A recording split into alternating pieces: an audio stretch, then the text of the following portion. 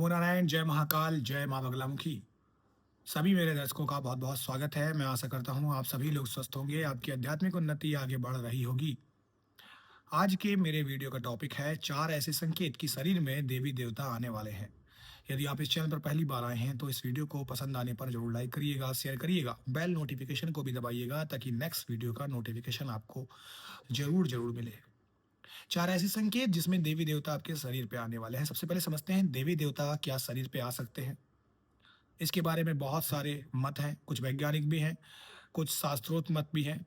अभी हम समझते हैं, इस चीज़ को आपको सुनने के लिए, समझने के लिए पहले साधना में जाना होगा। साधना पूजा-पाठ से बहुत ऊपर होती है और साधना में कुछ मंत्रों का संकल्प लिया जाता है, उसके हिसाब से मंत्र चलते हैं और फिर आपको देवी-देवता दर्शन भी देते हैं और संकेत भी देते हैं और बताते भी हैं और हो सकता है आपको सवारी भी मिल जाए।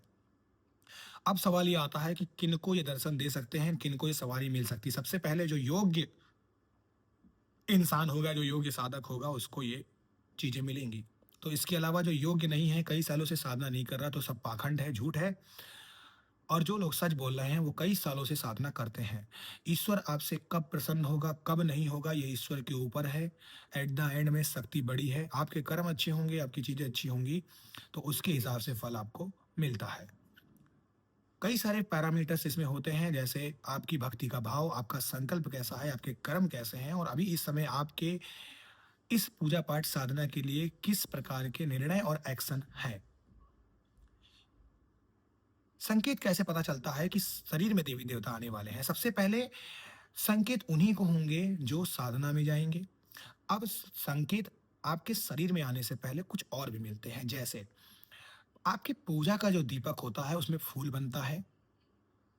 आपको भगवान के दर्शन सपने में होते हैं, आपको मंत्र सुनाई देता है, आपको भगवान दिखने लगते हैं सपनों में, आपको कान में ध्वनि सुनाई पड़ती है, जैसे ओम की हो सकती है, परम ब्रह्म की, या फिर आपको इंद्रधनुष दिख सकता है। चलते-चलते आपको बार-बार अगर आपको पानी मिल जाता है, मांगलिक कार्य आपको देखने को मिलते हैं, वर-वधू आपको देखने को मिलते हैं, पानी से भरा हुआ कलश देखने को मिलता है, सुबह आपको लोटा मिल जाता है, इसमें दूध भरा होता है, मंदिरों में जो घंटियाँ बजती हैं, उसकी आवाज़ सुनाई देती है, परफ्यूम यानी इत्र की खुशबू आती है, फूलों की खुशबू आती है।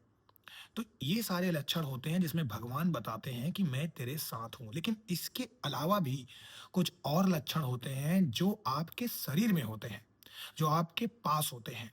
ये उनको होते हैं जिनकी साधना कई गुना ऊपर उठ जाती है। साधारण इंसान के साथ नहीं होगा।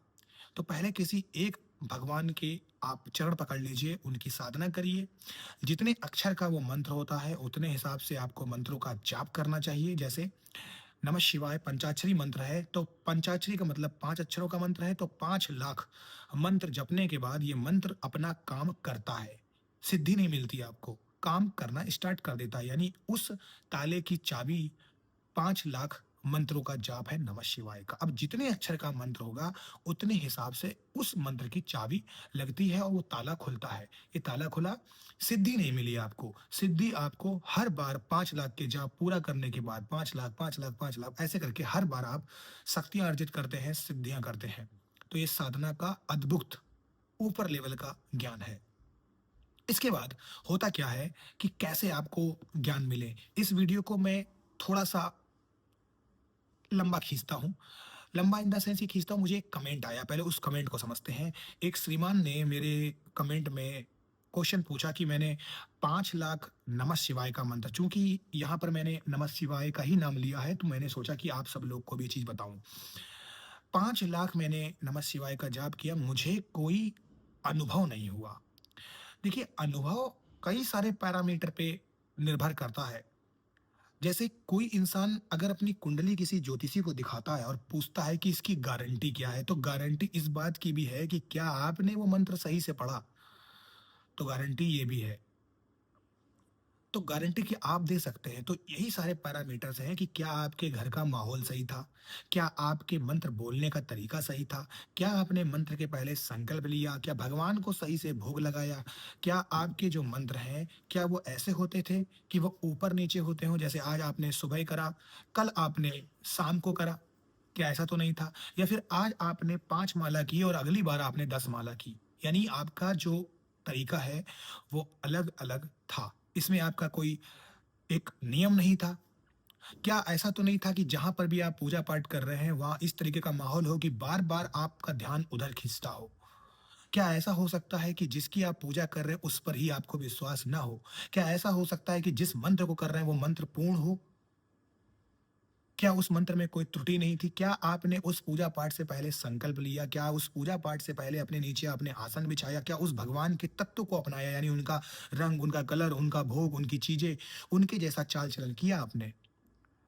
तो जब सारे पैरामीटर, बहुत सारे पैरामीटर्स और भी हैं, रूल्स भी हैं जो मैं इसके माध्यम से बता सकता हूँ, ऐसे 101 और रूल भी होंगे। तो जब आप पूरे तरीके से करते हैं, तब जाके वो मंत्र काम करता है। इसीलिए आपको हर वक़्त एक गुरु की ज़रूरत पड़ती है। बहुत से लोग, मैंने बहुत सारे वीडियो बनाए, बहुत से लोग कहते हैं मैंने शिव को गुरु बना लिया, मैंने हनुमान जी को गुरु बना लिया। ऐसे नहीं होता है। स्वयं हनुमान जी ने भी गुरु बनाया था, स्वयं शिव ने भी अपना गुरु बनाया था। बड़े-बड़े जितने भी भगवान हुए, वो सारे के सारे लोग गुरुकुल जाते थे।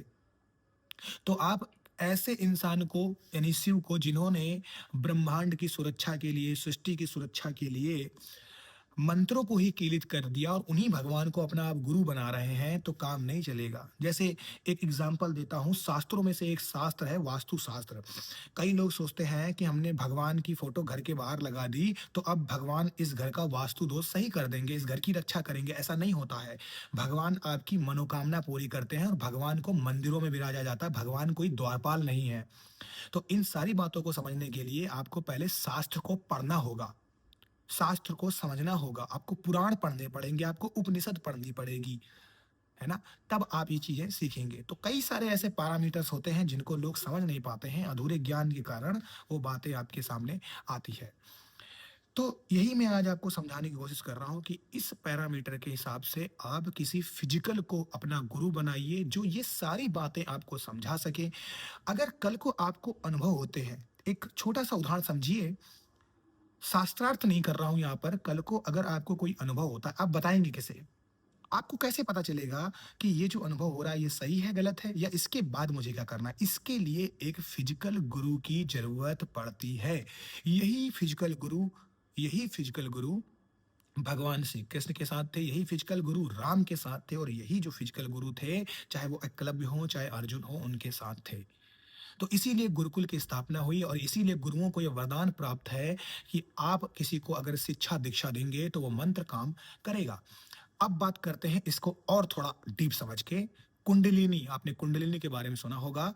जैसे चक्र होते हैं, मूलाधार चक्र, आज्ञा चक्र, सहस्त्रार चक्र। तो जो सहस्त्रार चक्र होता है, वहां पर किसी भी मंत्र का जाप नहीं होता है, जैसे रम लम यम वम हम। वहां पर सिर्फ अपने गुरु का ध्यान किया जाता है। तो गुरु की उपाधि बहुत बड़ी होती है, गुरु ब्रह्मा गुरु विष्णु गुरुदेवो महेश्वरा, है ना? सुना है ना? पूरा मंत्र नहीं पढ़ूंगा मैं, आप समझ जाइए। तो सबसे पहले अपना एक गुरु बनाइए। अब अगर आपको गुरु नहीं मिलता है, गुरु किसी कारणवश आपसे पैसे की डिमांड करते हैं, ढोंगी हैं, बहुत सारे ऐसे कमेंट्स आते हैं कि मुझे कोई अच्छा मिला ही नहीं। अच्छा नहीं मिला तो ये आपका प्रारब्ध है, अभी आपका वो समय नहीं आया है। अभी आपका वो समय नहीं आया, सही समय पर आपको वो चीज़ मिल जाएगी। क्योंकि बहुत से लोग इस दुनिया में ऐसे हैं जो पूजा-पाठ करते ही नहीं हैं, और जो करते हैं उनको प्रारब्ध अपनी तरफ खींचता है। देखिए, जो कथा सुनाता है ना, वो बड़ा नहीं होता है, कथा को सुनने वाले लोग भी बड़े होते हैं, क्योंकि उन्होंने अपना समय निकाला, वो सुन रहे हैं उस चीज़ को। तो यही सब चीज़ें हैं, ये पैरामीटर्स हैं, ये नियम हैं, जिसकी वजह से ऐसी चीज़ें होती हैं। अब शरीर में आपके क्या चीज़ें होती हैं? सबसे पहले आपकी जो कुंडलिनी है, यानी आपकी जो रीढ़ है, वहाँ पर सबसे पहले दर्द होगा। ये पहला लक्षण होता है कि शरीर में देवी-देवता आने वाले हैं।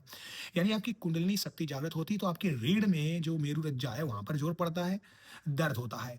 दूसरा, जो आप अलथी-पलथी मार के बैठे हुए हैं, उस अलथी-पलथी में, आपके आसन में, आपकी पिंडलियों में भी दर्द होता है, ये संकेत होता है। तीसरा, आपके त्रिनेत्र, यानी जो आपका आज्ञा चक्र होता है, जो आपकी थर्ड आई होती है, वहाँ पर बहुत तेज़ी से कंपन होता है, वहाँ पर ज़ोर होता है, ऐसा लगता है कि ये चीज़ अब खुलने वाली है।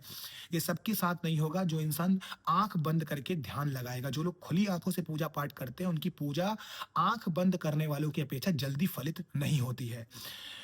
तो अगर आपने मेडिटेशन को जाना होगा, मेडिटेशन, बहुत से मेडिटेशन ऐसे होते हैं, मंत्र करके मेडिटेशन होते हैं, कुछ मेडिटेशन ऐसे होते हैं जो तेज-तेज बोल के होते हैं, लेकिन एक मेडिटेशन ऐसा होता है जो आँखों के सामने मोमबत्ती को जला के होता है, जिसे त्राटक बोलते हैं। लेकिन इन सब से ऊपर जो मंत्र होता है, जो मेडिटेशन होता है, वो होता है एक अंधेरे कमरे में अपने आप को पहचानना, किसी से कुछ नहीं कहना, किसी से कुछ नहीं बोलना, आँखें बंद हैं और मैं किसी भगवान की आकृति को अपनी आँखों के सामने बसा रहा हूँ, उनको एक आर्ट के रूप में ड्रा कर रहा हूँ। ये सबसे अपर लेवल का मेडिटेशन होता है। तो इसी में ये थर्ड आई खुलती है। ये 3 लक्षण आपको ऐसे दिखते हैं। अब आते हैं इस वीडियो के सबसे लास्ट के और चौथे लक्षण में।